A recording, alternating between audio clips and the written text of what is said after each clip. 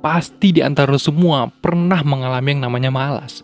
Malas mau ngerjain tugas, malas disuruh mak ke pasar, atau mungkin malas ketemu si doi. Ya ile, nggak mungkin dong. Di antara kita semua, pasti dong nggak mau dikatain sebagai orang yang pemalas. Tapi pada kenyataannya, kita selalu menuruti rasa malas itu.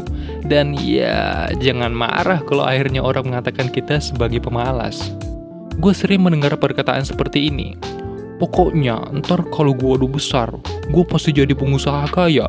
Bisnis gue ada di mana-mana, dan perusahaan gue akan mengalami profit berkepanjangan. Tapi pada kenyataannya, ya lu gak ada buat apa-apa. Dan lu hanya mengandalkan kemalasan lu untuk mewujudkannya. Bukan berarti ya gue melarang lu untuk memiliki mimpi. Bagus memang lu punya mimpi.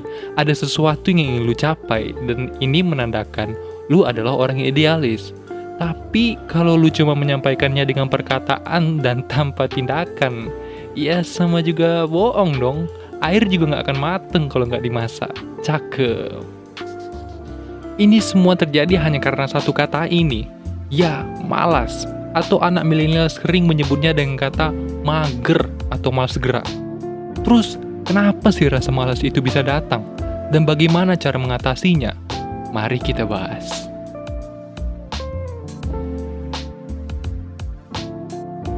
Oke, kita kembali lagi ke pertanyaan yang pertama. Kenapa sih rasa malas itu bisa datang? Kalau ditelusuri, sebenarnya ada 3 faktor yang menyebabkan rasa malas itu bisa datang. Faktor yang pertama adalah faktor biologis. Faktanya, rasa malas lebih banyak dipengaruhi oleh faktor biologis dan semuanya terjadi di otak manusia. Menurut informasi yang didapat melalui Life Science, para peneliti telah melakukan pemindaian dengan Magnetic Resonance Imaging atau biasa disingkat dengan MRI untuk meneliti motivasi dan rasa malas. Hasil scan menunjukkan bahwa ketika orang memutuskan untuk melakukan sesuatu, korteks paramotor pada otaknya cenderung menyala sesaat sebelum titik lain di otak yang mengendalikan gerakan menjadi aktif. Namun, pada orang yang malas, korteks paramotor ini justru tidak menyala karena koneksinya terputus. Peneliti menduga bahwa koneksi otak yang menghubungkan keputusan untuk melakukan sesuatu menjadi tindakan nyata menjadi kurang efektif pada orang yang malas.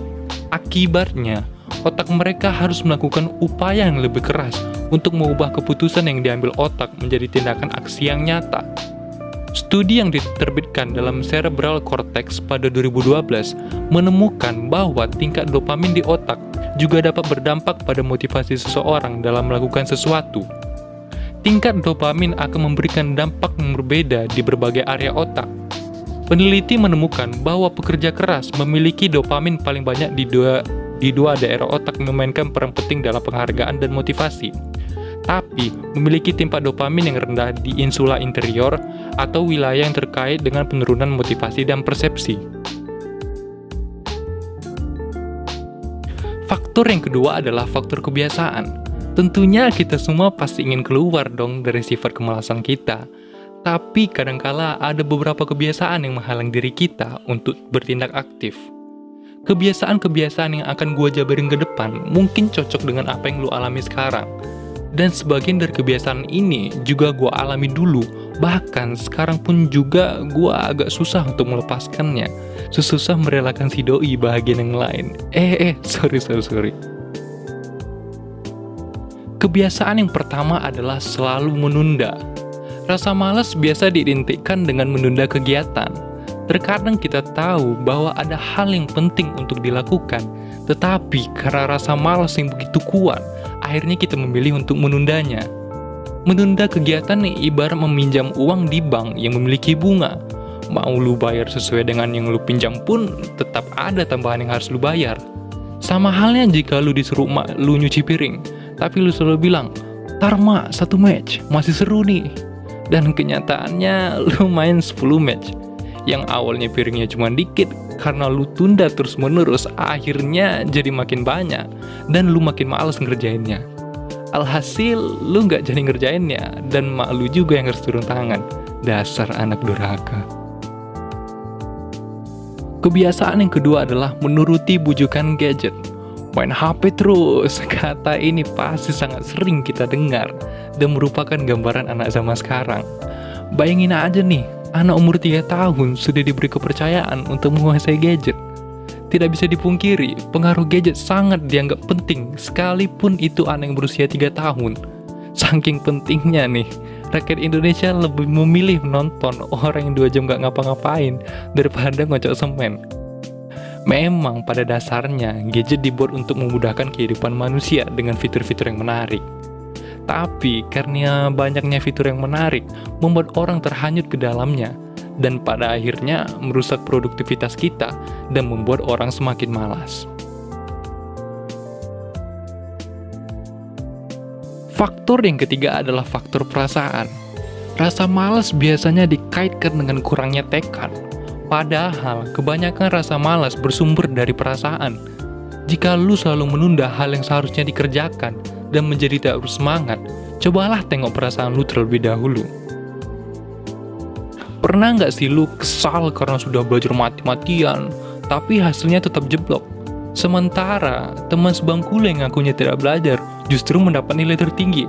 Atau lu sudah kerja banting tulang, rela lemburia untuk memenuhi target, tapi tetap saja kena marah atasan karena menurutnya hasil kerja lu jelek. Karena merasa sia-sia saja apa yang lu lakukan, lu pun akhirnya belajar atau mengerjakan tugas seenaknya saja. Akibatnya, orang-orang sekitar mulai mencap kita sebagai orang yang malas. Jika ingin tahu mengapa lu dicap malas atau membuktikan kepada orang-orang sekitar bahwa lu bukan pemalas seperti anggapan mereka, terlebih dahulu lu perlu menganalisis diri yang baik. Dalam buku Anti Malas dan Suka Menunda, karya Choi Myung-gi, dijelaskan bahwa kemalasan merupakan gabungan berbagai unsur kepribadian yang membentuk masalah emosional sehingga tercipta kebiasaan malas. Jadi, salah satu penyebab terciptanya kemalasan karena adanya masalah emosional dalam diri. Oleh sebab itu, kita perlu melihat ke dalam diri kita. Adakah masalah yang sedang kita hadapi? Apa saja masalah itu? Dan temukan solusinya. Kupaslah permasalahan lu satu persatu hingga ke akarnya. Nah, tadi gue udah bahas, kenapa sih rasa malas itu bisa datang? Bisa itu karena faktor biologis, faktor kebiasaan, ataupun faktor perasaan. Itu semua tergantung pada tiap orang juga. Gue sih yakin sebenarnya HP lu aja yang bikin lu malas, ya kan? Gak usah hipokrit lah. Atau lu habis diputusin pacar. Ya ileh, biarlah hanya kita dengan Tuhan yang tahu. Asik, agamis banget lu. Oke, kita kembali lagi ke pertanyaan yang kedua. Bagaimana sih cara mengatasi rasa malas? Sebenarnya sih kalau ditanya tentang solusi rasa malas, itu ada banyak banget dari berbagai macam versi. Mau itu versi original, beta, ataupun versi light. Apa sih? Oke. Gua akan mengidentifikasikan solusi mengatasi rasa malas yang juga udah gue terapin dan hasilnya itu berhasil.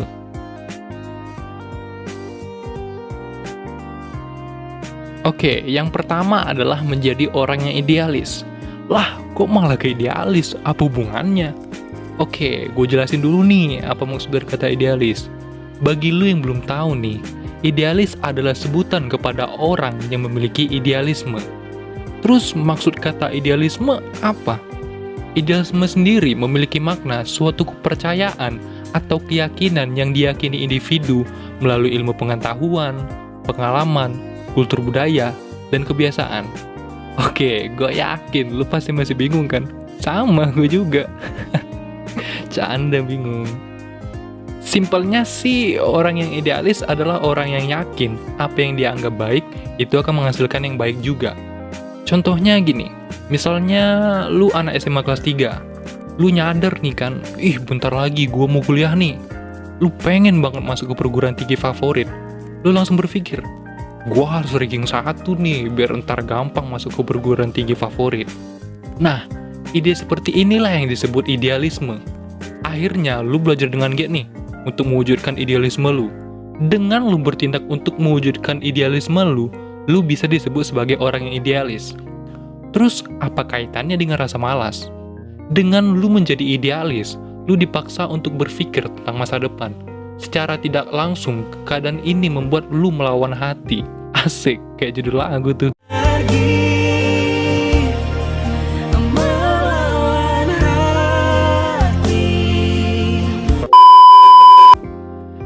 Ya, melawan hati. Lu yang terbiasa dengan rasa malas menjadi orang yang aktif. Yang kedua adalah membuat skala prioritas. Memang terdengar agak kolot sih, tapi kita semua tahu bahwa perubahan kecil dapat berpengaruh besar jika dilakukan dengan benar. Cara ini sebenarnya simple banget, hanya memerlukan alat tulis dan catatan. That's it. Bro, kan di HP juga bisa. Oke, emang ya anak zaman sekarang pengennya serba simple. Nggak tahu aja lu susahnya orang tua zaman dulu, pergi ke sekolah harus mendaki gunung dan melewati lembah. Membuat skala prioritas sama seperti membuat daftar mata pelajaran. Waktu lu membuat daftar mata pelajaran, lu tahu nih, hari Senin mapelnya matematika, fisika, biologi, sama kimia. Wah, suram banget sih kalau lu dapat beginian. Nah, setelah lu buat tuh mapel, lu tahu apa yang harus dipersiapin. Mulai dari buku apa yang harus dibawa, tugas apa yang harus dikerjain, dan apa aja alat yang dibutuhkan mapel tersebut. Nah, sama halnya dengan membuat skala prioritas, lu harus membuat apa yang harus lu lakuin ke depan. Jam berapa lu ngelakuinnya, dan apa target lu. Dengan membuat skala prioritas, perlahan-lahan membangun produktivitas lu, dan gua yakin lu pasti nggak akan nyesel ngelakuinnya.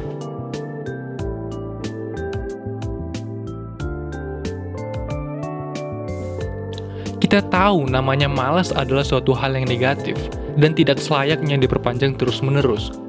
Solusi rasa malas sebenarnya ada banyak sekali, melebihi dari apa yang gue jabarin tadi. Tapi kalau nggak dilakuin, ya nggak berguna juga.